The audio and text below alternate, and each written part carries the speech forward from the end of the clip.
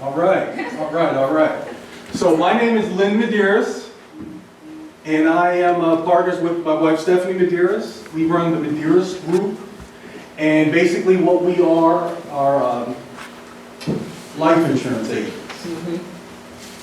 I like to say that. Oh, and you can be seated. You see.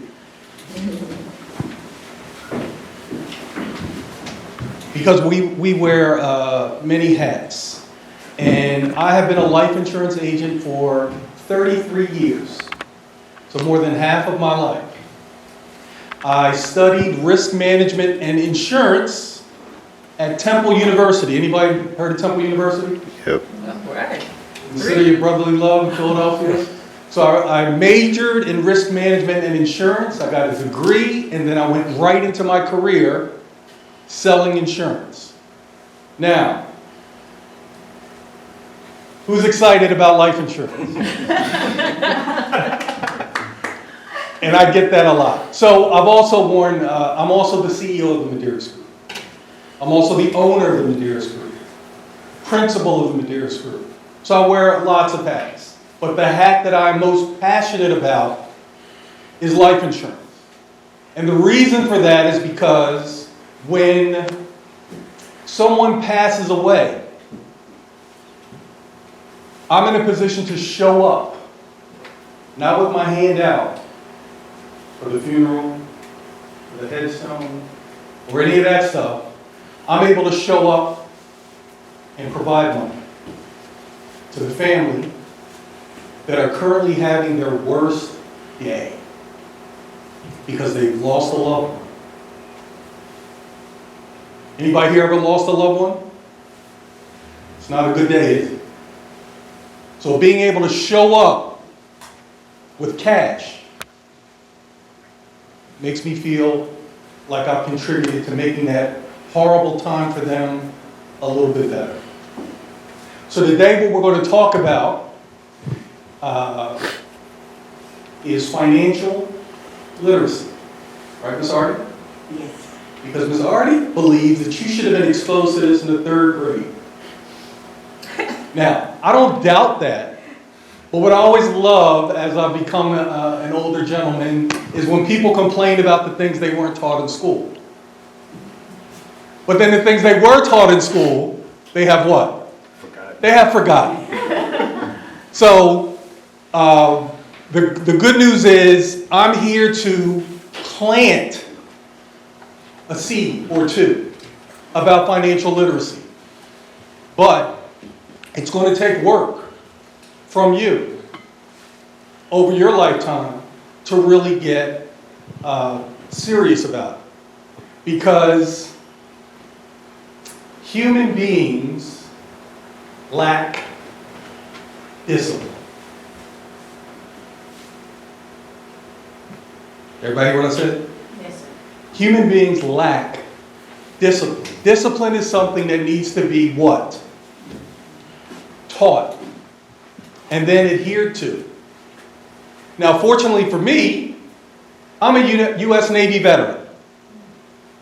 So at 18, who's 18? 18? I had somebody from Oklahoma yelling and screaming in my face, spitting on me, cussing at me, telling me about my mother, telling me about my girlfriend back home. And none of that was nice. But guess what it exposed me to? Discipline. Because I had to stand there and take it. And if I didn't stand there and take it, I would have had a whole different life. Because that's what that lifestyle is all about. That's what the military is all about. It's about discipline. It's about being told an order and following that order. Not questioning. Your mom or dad says, clean your room, you say, why? No, that does not fly when you become an adult. So let's get right into financial literacy. There are 4 what I'll call pillars or components, and we'll just go through them in any particular order. The one I like to always address first is budgeting. Does anyone know what budgeting is? Raise your hand. What's budgeting? Manage your money, don't spend more than you take in. Correct. Great answer. So basically, once you become an adult and you're out there working for a living, you're going to get a paycheck. It might be every week. It might be every 2 weeks. And some of us in the education field get paid once a month. Right? Pretty bad. Yes. So that once a month paycheck demands discipline. Right? For real. So, basically what budgeting is laying out how much money you have coming in to your bank account, and then creating a plan on how to pay your expenses, your rent, your electricity, your cable, your internet, your car loan, all of those things. The two main things that create failure in the budgeting discipline, number one is discipline, but number two is cash flow. Anybody have an idea what cash flow is? Jawad, you don't know what cash flow is? Oh, okay. I was going to say, please don't be shy. Is that like how much money you know you're coming in? Like, Yes. So cash flow is not only how much is coming in, but the timing. Right? Weekly, bi-weekly. Bi-weekly means every 2 weeks. yeah. But there are some people, getting back to the military, that get paid on the 1st and the 15th. So understanding how you get paid, and some people get paid every day. Right? Let's say you're a waiter. You paid every day? In what? Cash? Tips. Yep. Right? Now you're not getting a paycheck from the restaurant every day, but you're getting tips if you provide good what? Service. So getting back to budgeting, in order to be successful, we have to be what? See, you've been paying attention. What's the first thing you have to be in order for your budget to be successful? Discipline. Great answer. Very good. The next thing you have to have a handle on is your what? In the back. Cash flow. Word you never heard before, now you heard it twice. Your cash flow. Right? And then that rolls into another part of financial literacy, and that is saving. Everybody familiar with saving? Yes, sir. Everyone here's had a piggy bank, right? Who broke their piggy bank open with a hammer? Raise your hand. Nobody did that? You just turned it upside down and shook it till the coins came out, right? So nobody would know that you went into the piggy bank, right? So there's saving. Now, saving is another discipline. And you're going to be saving for a variety of things. You're going to be saving for the present. The present, that savings is usually called an emergency fund, right? So we should, this is another discipline, save 3 to 6 months of the expenses that we have in our budget. So if an emergency comes up, an emergency could be as simple as you worked for USAID and you got fired. So now you need to pay your expenses from your emergency fund. So that's your present savings. But also you're all working towards a day, yes ma'am. A flat tire can be A flat tire. And then you go to Discount Tire and they tell you, what they tell you, Artie? All the other 3 tires need to be what? Replace, yep. Replaced, right? We can't just put one new tire there Nope. and have you running on 3 ball tires. Y'all get it fixed. Right. right. Right, so then that one tire replacement turns into a set of tires. Yep. Right? Right. So these are your present, this is what you save for in the present. But then you're looking at the future. Who here wants to own a home one day? Okay? In order to own a home, you're going to have to do what? You're going to have to save. Save for the down payment. You want to own a car, you're going to have to save for the down payment. If there is one, you're going to have to save for it. So you're going to have present and moderate future. But then way, way, way, way down the road, where we're all looking to do one day is retire, right? You got to save for that as well. So if you have the kind of job that allows you to save your retirement dollars on a pre-tax basis, we always suggest that you do that first. Ideally 10%. Mr. Medearis, what does retirement look like? What does that mean? Great question. So retirement means different things to different people. But the basic general definition is the day you stop working for a paycheck. Now that can look, because everybody here follows sports, right? No? So when do professional athletes retire? What is old? Like LeBron James is 41. Is that old?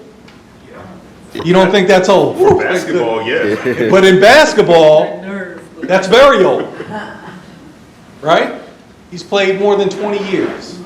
He's been playing basketball since he was Like 18. younger than you. Right? I watched him play basketball in high school on ESPN.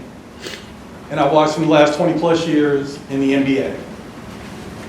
But they're talking about this year or next year, he's going to retire from playing basketball. You think he saved up enough money to do that? Probably. Yep. Yeah, he's done quite well for himself. But most of us are going to work until we're in our mid-60s and some 70 and beyond. But the government tells us right now today the full retirement age is 67. I expect that to be bumped up to 70 in the future. By the time I get there, it'll be 70. I remember when I was a teenager, I was approaching 18, and that was the age you could drink, right? As soon as I got close to 18, what did they do? They moved it to 21, which was fine.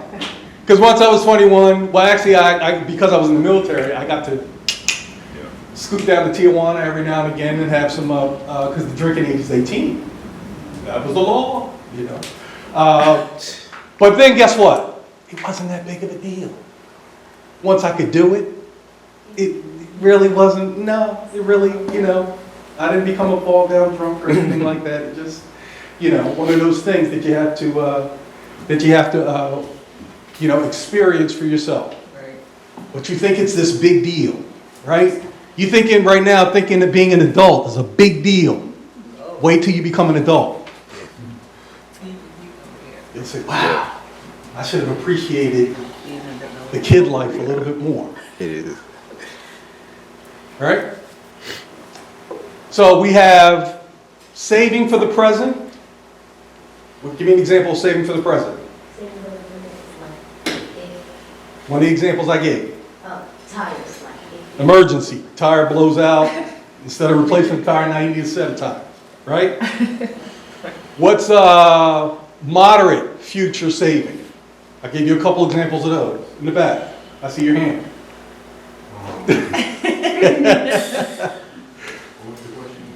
Moderate saving. Not today, but in the immediate future, we're saving for what event? Not an emergency, that's present. Retirement. Retirement is far. College. Just say college. In the middle. No. House. Oh, house, yeah. Car. Car, yeah. Business. Right? You could save to start a business. You're not going to do it today, most likely, but In the near future. So near future savings. A new instrument. True. A new instrument. Gotta be present. Okay. Well, I mean, Right. like, you know, as But go you have along. one, right? And you need to save up for that replacement tuba, because those tubas are expensive. Right, so it may take you some years to save up and get a brand new, shiny, heavy tuba that nobody else has played but you, right? That's something. So when you're saving, you need to set a goal. Now, most people set goals with one number. My wife and I, we set goals with 3 numbers. We set the ideal goal. So we're going to say $10,000 for a vacation. Right? But then we also set a MAG, or a MAG, or what I call a minimum acceptable goal. So if we don't get 10,000, we're going to at least save 8,000. Right? And then on top of that, you want to have your stretch goal. Because they say if you achieve your goal, it was too what? Easy. Low. It was too low. Too low. It wasn't easy, but it was low. And why is it low now? Because you're there. So what you don't want to do is, oh, I did the $10,000 goal. My next goal is going to be 10,000 again. Place it, yeah. You want to continue to grow and escalate. But savings are about goals. Your first savings goal for the present is an emergency fund. Mr. Adidas there. How many months do I need to set aside for emergencies? How many months of expenses? Can anyone help him out? 3. 3. 3 to 6 months. So the minimum would be what? 3. 3. Your goal would be 6. But you could do a year's worth of expenses. Right? You might be in a job that pays you a lot of money, but you don't like it. So you saved a year, and now your next job is going to be one that you love. You can't wait to get out of bed, get into traffic, and get to that job and do that job. Most people don't have those. Most people have to get out of bed, get into traffic, and then go to a place that's basically a paycheck. But if they don't do that, they can't have their rent paid or their mortgage paid or their expenses taken care of.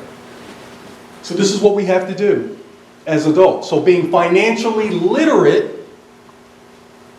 is essential.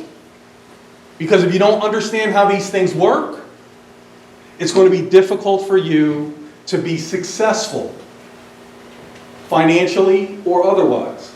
Now, if you don't have a good financial situation, how do you think you're going to feel? Good? Terrible? There are no wrong answers here. Shamar. You're not going to feel good about your situation. You may have to move back home with your parents, which is not always a bad thing if you have a plan. But if you go and move back with mom and dad and you're defeated, and mom and dad don't do anything to get you fired up, you going to feel good about that situation? No. No. There's nothing wrong with living with mom or dad. Nothing. But when you get into that situation, take good use of that time and build a plan. This is what I'm going to do. Share that plan with your folks. You know what I've seen folks do? Collect rent from you while you're living with them. And they save up and say, all right, now go. And here's your first month's, last month's, and security deposit. If you share that plan with your folks. But the point is to always have a plan. Always be thinking about what your next move is going to be. And saving is a good discipline in order to fuel your dreams. All right? Anybody have a dream they want to share? Yes. Yes. An actor? A successful actor and singer. I have my own, like, write movies and plays and stuff. Okay. So you want to write movies, write plays, sing, act. Okay. You want to be Tyler Perry, don't you? Oh, you don't want to be Tyler Perry? Or like Tyler Perry. Yes. I want to be in the music industry. I want to be a music artist. I want to have a career and own a home and provide for my family. Okay. Okay. Yeah. So, dreams like that need a what? Yeah. A plan. Yep. You need a plan. And that's what this is all about. And you don't want to be in a situation where you're way down the road and you're saying, I wish I'd been taught this stuff when I was in school, or I wish I'd been exposed to stuff like this, because it's critical for your success and for your happiness. They say money can't buy happiness. They lied. They lied. Whoever said that lied. I disagree. Levels. I disagree. Yeah. But I think when people say that is money is not the key Yeah. to happiness, but money can fuel your happiness. That makes sense? Yeah. Right? So that's what we want to do. Did you have one, Alan? You want to share a dream? My dream is to incorporate jazz into video games. Ooh, Okay. innovative. Okay. That's what Yeah, that's what I'm saying. That's what I'll do. My dream is to have a profession in law. Law? Okay. Question. Well, hold it. Ali, right? All right. So to become a lawyer, what do you need to do? What grade are you in now? You senior? Yes. Okay. So what do you need to do? Your senior high school plan. Because you got 1 year. What do you got to do in that 1 year? Gotta figure out how to go to law school. Nope. You skipped a step. Before law school comes what? College. College. Right?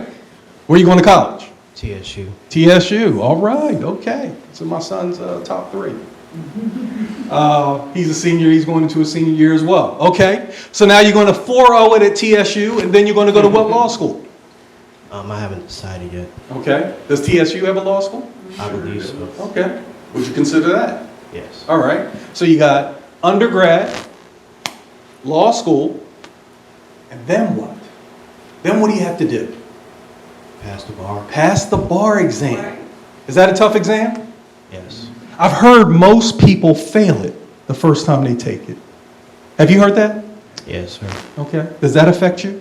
No. That's not going to be you, is it? Is it? No. No, because you're going to prepare for it. Because when you are prepared, there's less pressure. All right? You ever go into an exam that you didn't study for? Yeah. Pressure is here. Preparedness is here. How do you think you're going to do? Bad. Not well. But when you go into that exam knowing that you are well prepared, what happens? I'll pass. Yeah. Right. Not just pass, but what? Yeah. Ace it. Right? Question. What's the difference between a lawyer and an attorney?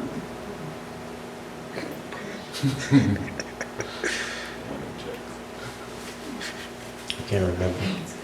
You can't remember. No. Someone told you before and you forgot. Yeah. Okay. I believe that. So an attorney is someone who has passed the what? Bar. The bar. A lawyer is someone who has graduated from? Law school. There you go. Is that right? Yes. Did you learn something new? I did. All right. I love that. Thank you, Ali, for that opportunity. Thank you. Yes, sir. What is pass the bar? Oh, the bar is an exam that you take once you have graduated from law school. And it is very comprehensive. How many hours is it? Okay. Yes? Just law school Well, the bar exam is just for lawyers. But there are exams. So for instance, once upon a time I was a stockbroker. That exam is the Series 7 exam. It is 7 hours, 250 questions. And yes, I passed it the first time I took it. On one of those exams in my world that most people fail the first time they take it. Series 7. So, yes sir, what's your name again? Sean, what's your dream, Sean? Cars? You want to have a dealership? He said open his own car lot. Car lot, but do you want to have a dealership? Or you just want to sell all kinds of cars? All kinds of cars, doesn't matter. Okay, now what do you need to do to make that dream happen? Where are you right now in school? What year? Sophomore. Okay, so what do you got to do? For the rest of your school career, the rest of your high school career, what do you got to do? Study. Okay. I'm going to get real young here. You got to lock in. Right? What do you need to what do you need to lock into? You need to lock into math? Why?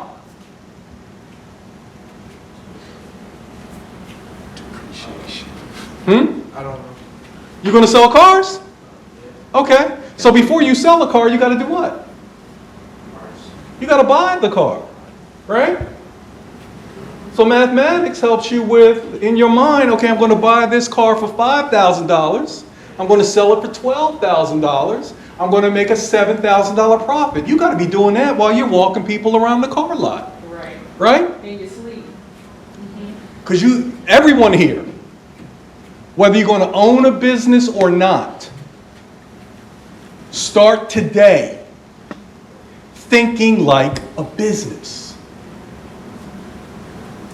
Anybody not understand what I mean by that? You understand me?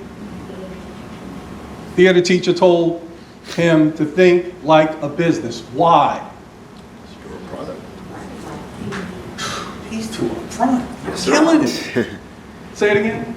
because it helps you with life. It helps you with life. It helps you understand. You know, when you go into a business, what's the agenda of this business? When you go into this restaurant, what's the agenda? What are they trying to accomplish? Some businesses are just looking to make money. Some businesses are looking to provide excellent service. So thinking like a business, you know, I'm going to buy, when you're making a purchase. When I was a teenager, I worked in the clothing industry. I worked at a clothing store. I managed a clothing store. So I knew, you know, a Nike shirt would come in. We paid $20 for it. So we would immediately put it on the rack for $39.99. Right? Now what we sell, you said 40, but $39.99 because it's 40, but it's not 40. Because once you get hit at the register with the tax, it's 40 plus. But there's something about when you're going through the aisle and you see those 99 cents, it makes you feel a little better than if it just said 40 bucks. But then, so you get 12 of those Nike shirts. Am I going to be able to sell them all for $39.99? No. Hopefully half. 6 of them. 8 of them would be great. Then I'm stuck with those 4, the tough sizes. Right? The small, the double XL. Right? So I have to drop that to $29.99, $24.99. And sometimes I have to sell it for what I paid for it. Which is technically a loss because You had to get it there. I had to get it there. Shipping. I had to pay to have it shipped to me. So I paid $20. It was shipped to me. I started at 40. Sometimes though, if something is hot, like Jordans, I can put it up a little bit more than double what I paid. But most businesses, Ideally, in their mind, they would like to get 2 for 1. I paid $1 for it, I'd like to get $2 back. Because then I can replenish my inventory. All right, because every time I sell a pair of Jordans, that's great, yay, I made money, but I have less Jordans, right? So a good thing and a bad thing happens when you make a sale. You made a sale, you made money, you made a profit. Bad part is you lost inventory. But think like a business. Dental industry. Wait, Is that a business? Oh, Absolutely. Absolutely. Oh, go ahead. We got 2 more dreams. Shamar. Shamar, what's your dream, Shamar? I want to be the world's greatest soccer player. Greatest soccer player. Okay. Who's the world's greatest soccer player right now? Cristiano Ronaldo. What about Messi? That's what I was about to say. What about Mbappe? Forget about them. Huh? And there's some kid I just saw, like 16 or something, with the blonde hair. I don't even remember his name. I just saw him on ESPN last week. Did you hear his response? No, I didn't. What was your in response? the freezer. Yes, sir. What did he say? Forget about them. Forget about him? No, I can't. No, I can't forget about him. You know who? You have to make me forget about him, Hey. right? You do that, huh? I can't just forget about them because I see what, I see what they're doing. It's their time. Right. Messi is worth $700 million. Ronaldo is right up there. There's a billionaire soccer player. That's But you know why he's a billionaire? You know why he's a billionaire? What? his goals, his sponsors. No. No. Do you know why he's a billionaire? No. No, he's playing soccer Still now. playing stuff. Who is it? He's saved. No, it's not It's not Ronaldo. Ronaldo's at 700 million, and we're just putting these numbers out here like it's monopoly money. This is serious money. But there is a billionaire soccer player, but he's not a billionaire for the reason you think. He's part of the royal family. Oh, Saudi, one of those guys. oh yeah. So he's a billionaire, but not from playing soccer. Independent bill. Right. He came in. He tried it on the field. A billionaire. Inheritance. He was born a Yeah, billionaire. it was in Faik here. Bokaya? Don't know his name, but I know that's the billionaire soccer player. So, what do you need to do to be the best soccer player in the world? Train and try hard. Train and try. Can I eliminate one of those? Try. Do. What are you going to try for? So you can say, I tried? There is no choice. Would you prefer to do? Just do not. Yeah. Huh? See, if you have tried, and this is my opinion, I'm not going to try to change any belief that you have. I'm just sharing my opinion. When I try to lose weight, I don't lose weight. But when I say, you know what? I'm going to lose weight, and here's how I'm going to do it. Here's my plan. I'm going to wake up early. I'm going to exercise for 45 minutes. I'm going to do my work. Then after work, I'm going to exercise another 45 minutes. And in 2 weeks, I should start to see results. But the easiest way to lose weight is what? Don't eat. Don't eat that dirty. Here's the formula. This works for everyone. Eat less, Yep. work out more. Yep. Right? Isn't that how you save money too? Yes. Yeah. Spend less, right? Yep. Save more. Spend less, save more. Yep. Look at these two. Yeah. And that all comes down to what? Discipline. Yep. Discipline. When I talk to young men like yourself that want to be in the NBA, I always ask them the same question, and I always get the same answer. Are you taking 1,000 jump shots a day? Guess what the answer always is? No. If you're not, taking 1,000 jump shots a day, your job to get to the NBA is that much harder. Now, in soccer, in the soccer world, that would be 1,000 watts a day. Goals, passes, kicks. Kicks, free kicks into the goal, Yes. with a goalie or without a goalie? Without a goalie, right? Because you can't always get a goal, right? So there you go. Are you taking 1,000 kicks to the goal every day? What do you think would happen to your game if you began that discipline? I'll get better. Hmm? I'll get better. You'll get better. Be like Kobe. You'll get better. You know, my son's favorite player is Steph Curry. And so we talk about Steph Curry all the time. Some people believe Steph Curry is the best point guard ever. I grew up with Magic Johnson, so I know that's false. Some people believe that he's the best guard ever. That's debatable. But what is not debatable, because of his results, is he is the best three-point shooter in the history of the game. And here's one thing that I found out about Steph Curry. He has taken millions of three-point shots. Do I need to say that again? Millions. I didn't say he made millions, but he's taken that shot millions and millions of times in order to be the greatest shooter in the history of the NBA from distance. Because he's not the most accurate. He's actually 12 or 13. Because I had to do this with my son in order to humble him down from the Steph Curry pedestal. Like he's not number one. You know who number one is? His coach. His coach, 45.9 from three. You know who shoots that now in the NBA? No one. Kerr beats Curry in practice, shooting, routinely.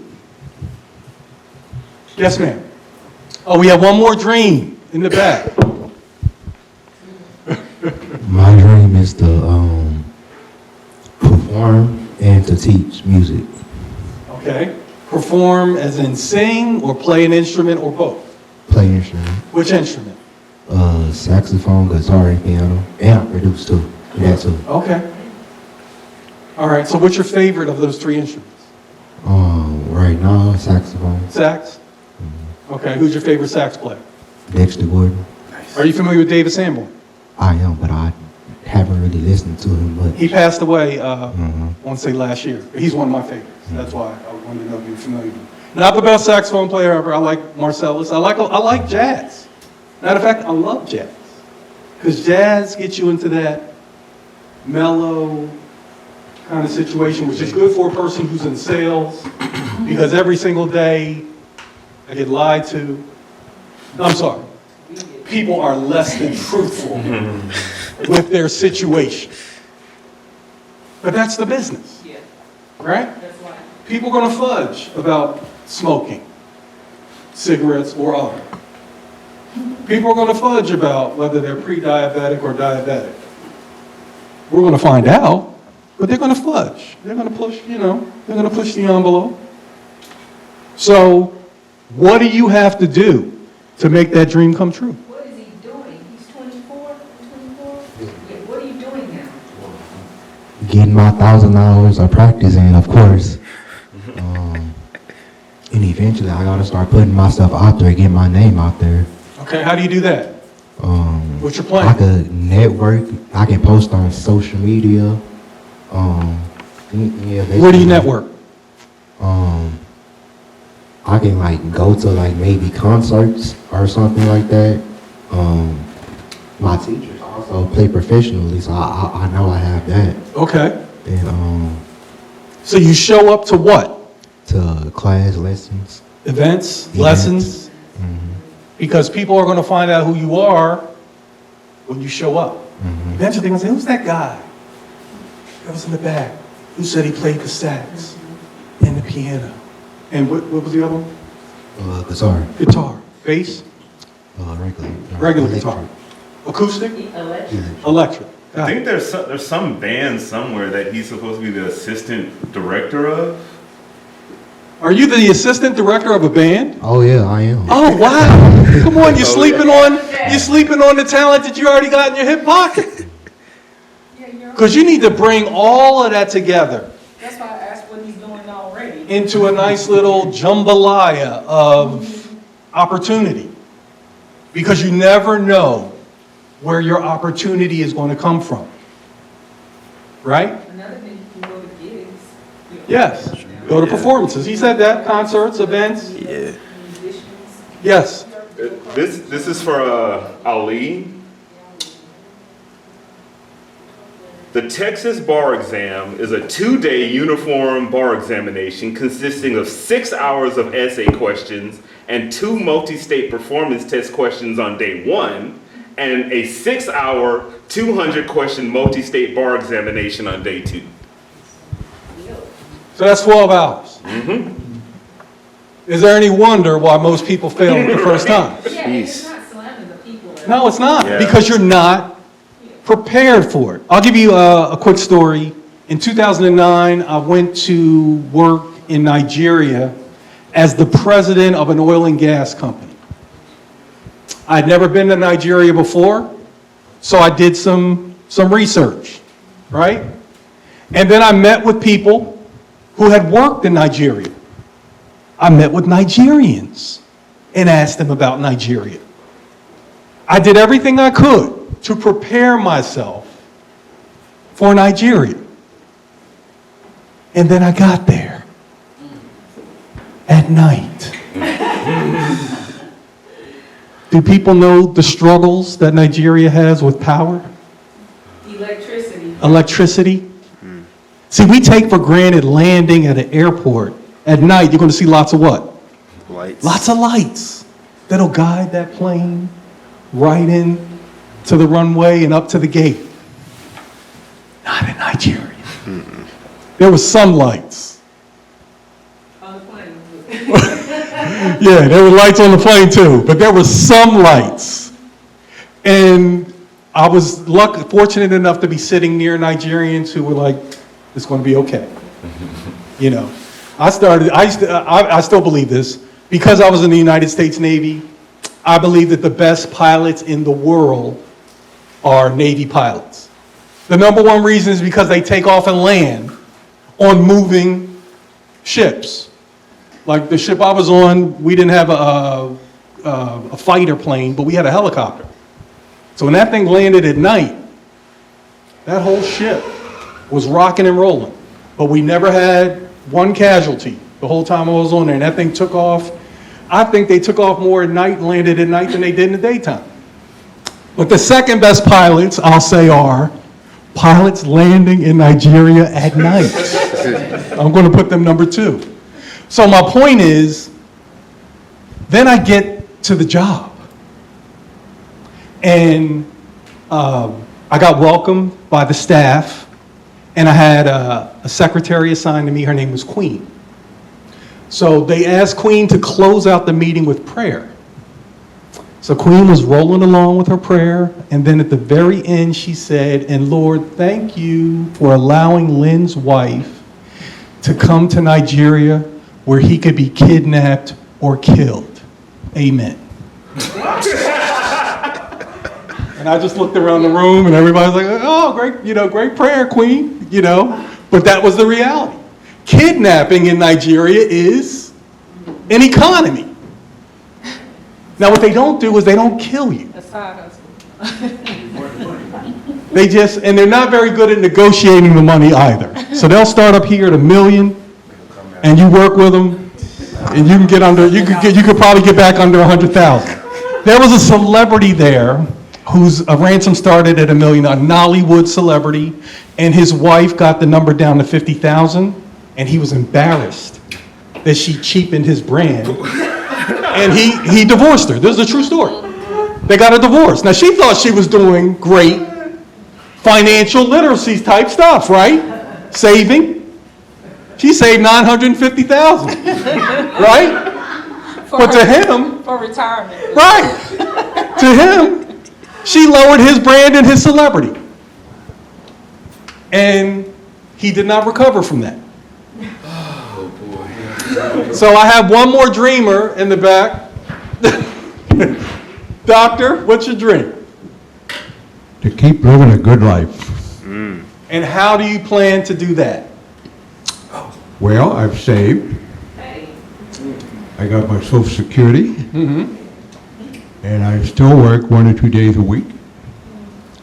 Now, I don't have my own practice. I'm an independent contractor, but it's one of my ex-graduate students I work with, so I just do my thing, and it's my own patients. I don't have to get any new patients. That's great. So you are doing every part of dentistry that you love. Right. And what I don't love, I refer it out. There you go. There you go. Plans. But I know what they need. Yes. Whether I can do it or So not. you know exactly where to send them. Yeah. Yeah. Yeah. Because in our world, there are things, we can do everything.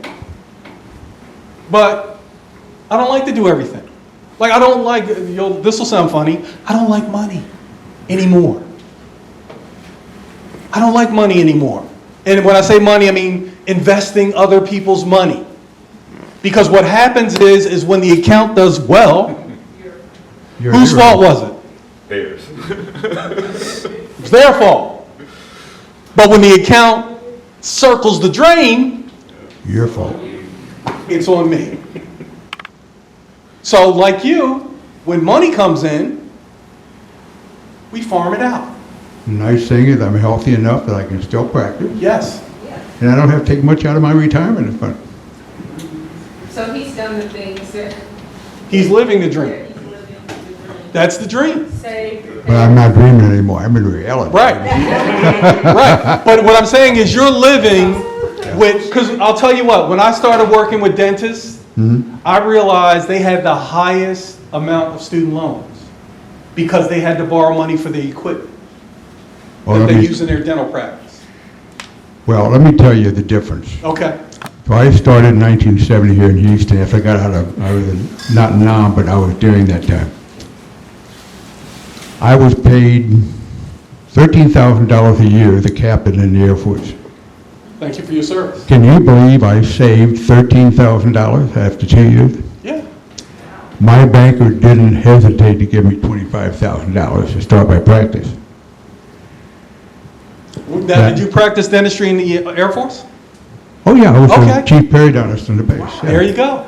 I learned how to work with people, Mm-hmm. how to deal with people, how to make things work right. I developed my philosophy of practice. Now, it was like a 2-year vacation, but it was a great education. Now, did you pull all 4 wisdom teeth Oh yeah, I know how to do that like too. they like to do in the military? Just Yeah. get it. I've also learned how to pull legs. Huh? I also learned how to pull legs. But, and you learn what you're good at, what you're not good at. Because if you're not good at it, you're gonna screw up and then you're gonna look bad. Don't do it. Right. Well, the difference today is when I went to my 50th high school, dental school reunion 10 years ago, the gal next to me was gonna graduate. I said, how much money do you owe? How much loan do you have to pay? I said, $250,000. She wasn't a specialist, she was just getting to be a regular dentist. That's why they go to these DMOs, because they pay them big money, because they charge people a lot and get insurance for stuff they don't need. But they make a lot of money and they pay off the loans in a couple of years. I didn't have that problem. Yep. But it's just horrendous how it's gotten to be.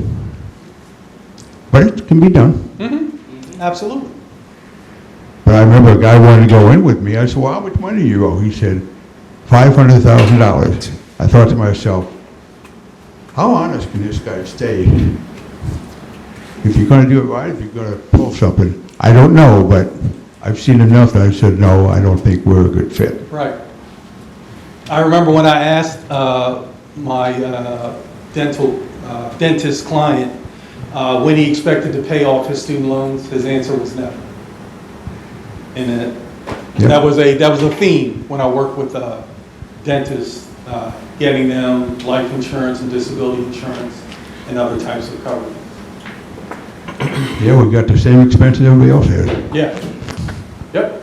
And even more so today with CBCT, when they first came out, they cost $250,000. You can get a good one as a second hand for $26,000 now, but the average CBCT is $75,000, and you can't practice without one because you got 3D, you see things you will never see on a regular dental x-ray. It's a must.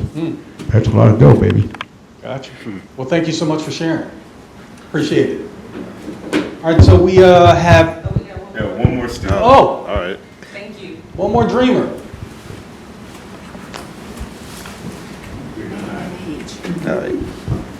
Hey, my name is Jeremiah Davis, and I'm 20.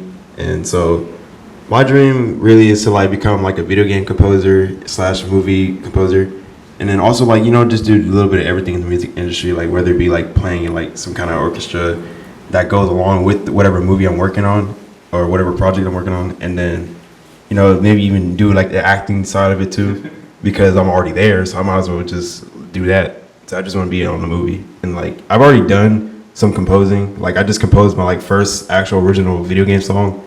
So I did like an 8-bit version of it, and I did a 16-bit version of it. So I'm like working with FL, like trying to learn how to get around it. So Okay. That's awesome. Yeah. Congratulations. People Congratulations. don't think about that. Yeah, thank you. So, if anybody is picking up on a theme here, is that when you decide to go down the professional highway, it's good when you start young and you can generalize, right? So you come in getting a taste. It's like, who here is in college or in business school? Okay. So in business school, when you first get there, you get introduced to accounting, statistics, marketing, management, business. So you get a taste, like a buffet of everything. So then after years and years and years, like myself included, 32, 33 years, I just do the part that I love to do. Any other pieces that I don't love doing, that I could make a mistake doing, like I learned in my first year in the business, the quickest way to get sued was health insurance. Guess what I don't do?